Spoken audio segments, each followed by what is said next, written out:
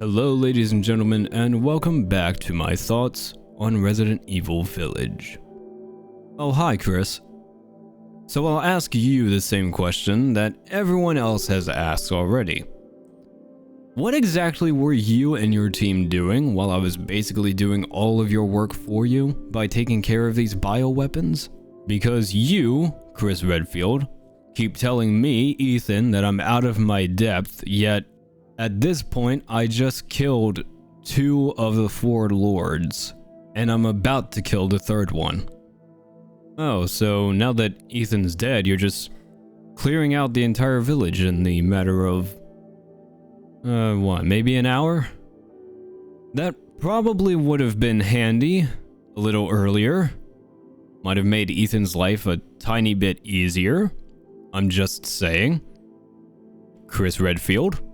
So let's take a moment to read Chris's bio on the Resident Evil Village website. Chris Redfield, a mainstay of the series since the first Resident Evil. This former STARS member has fought his way through numerous bioterror incidents.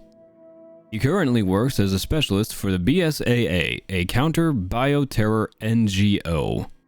Now to be clear, it's not explicitly said when Chris leaves STARS and goes to the BSAA, so it might be fine that you see Chris rappelling out of this umbrella helicopter in 7, and then have us be told that he is a BSAA operative in 8.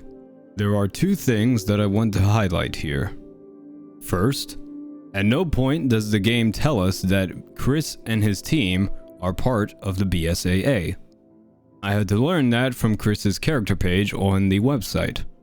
And once again, I'm not going to the wikis because I don't know who wrote those, and what is on the screen in-game is what's definitively canon. But the way he and his team talked about the BSAA, he almost acted like they were an enemy team or something. And before you tell me that it was in the DLC in 7, 1, don't assume people have played the DLC. And 2, as of 8, that's information that we kind of need to know in the base game. Why? Because there is a conflict between the 2 base games. And that info is in a DLC that is optional. Not everyone is going to know it. So my question is, if you don't look at Chris's bio via website, and you don't play the DLC, how exactly are you supposed to know that he's working for a different organization? Because like I said, in 7, when he meets Ethan, it is an umbrella helicopter. Thing to highlight number 2. In Spencer's letter to Miranda, he says that her experiments wouldn't help him with his endeavor, implying that he is not getting involved with the mold. But it's the Umbrella Corporation that comes flying in to observe the mold stuff happening at the baker's house. So here's my question with that. Why is Umbrella observing the mold in 7, and then the BSAA is observing the mold in 8? Here's another question diving further into that. If, and I swear to God this is a giant if, but if I were to turn to the wiki, the Bioterrorism Security Assessment Alliance, the BSAA, was formed during the War on Terror as a means of more readily combating the rising use of biological weaponry since the collapse of Umbrella Pharmaceuticals. I repeat, the collapse of Umbrella Pharmaceuticals. So now I will ask again, why is an Umbrella helicopter on scene at the Bakers rather than the BSAA itself? If I start going with the DLC and the wikis, like I know someone is going to yell at me to do, they contradict each other. If the BSAA is formed after Umbrella has collapsed, it is literally impossible for Chris to be employed by BSAA contracted to Umbrella in 7's DLC. Because Umbrella would have gone under for BSAA to form and become necessary. Here's another question. The way Chris talks about the BSAA all throughout his section of the game, it's as if they're a completely separate organization from Chris and his team.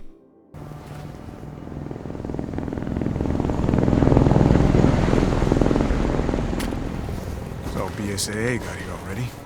They didn't waste any time? Mission adjustment? No, doesn't change anything. K9, I want to know what the hell BSAA is doing here. Find out what you can. Roger that, I'm on it. Why would he talk as if the BSAA is some other organization if he works for them? If they work for them, why would this guy Mission adjustment? ask if there's a mission adjustment because more people arrive? Also, why they're here? K9, I want to know what the hell BSAA is doing here. Find out what you can. Maybe to help with the massive fucking bioweapon stuff that's happening on site? Because that's what the organization is supposedly for? Maybe a question should be, why did they show up without telling me? He refers to the BSAA so distantly here. If he works for them, something just doesn't make sense here. Like, if I'm in the army, and my team is in the field somewhere, and more people show up, I'm not going to say, huh, looks like the army's here. No, I'm gonna say, huh, more of our guys are here. That's weird. My team is handling this. BSAA craft spotted. 2 guards. I can take them. If you work for them, why are you willing to fight and or gun down fellow members? They don't know that they're bioweapons until Ethan blows up the whatever the fuck, so as far as they're concerned, they're people. Okay, so, ladies and gentlemen, allow me to introduce you. This is not Chris.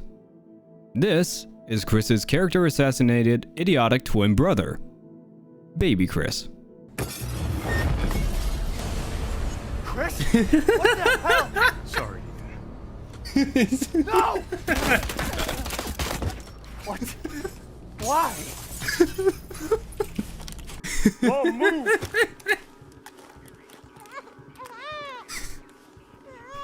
All clear. Rose? What the hell are you doing with my daughter? Package secure, sir. Take him away. I said get your hands off her! Ethan, no. Because from what I understand, this is not Chris Redfield. Chris Redfield would not do something as insanely fucking stupid that is everything that he did throughout this game. There it is. I found the answer to this one. Hooray! Oh, wait, Mia. Went the whole video and barely mentioned you. Damn. So it appears that Mia is getting the Zoe treatment from the last game. We don't learn how she got captured or exactly when.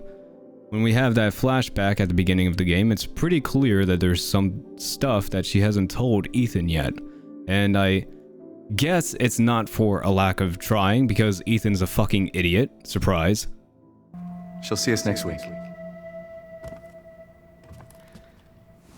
Hey now, think positively, all right? We talked about this. I know.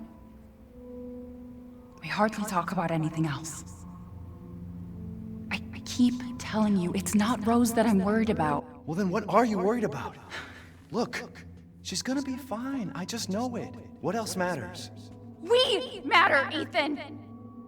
You matter! You just... Mia, what are you talking about? Is there something you're not telling me? No shit, Sherlock, she's trying to. But anyway, how exactly do you not talk about all this stuff for 3 years? I was expecting this to be cleared up by now between you two. Also, Mia, how is it that you're a former Umbrella 2.0 agent and you get captured more than Ethan? I tried to keep this a secret, but... you don't understand how special he is. Yeah, so Ethan's made of mold. Just all mold now. Has been since the Bakers. So, Mia, I understand you two had a child. Do you want to talk about that one, or... I wonder if Capcom was really thinking that one through when they wrote that. So, you go into Dreamland, and this is another illusion of choice scene. Just stand still, the same thing will happen.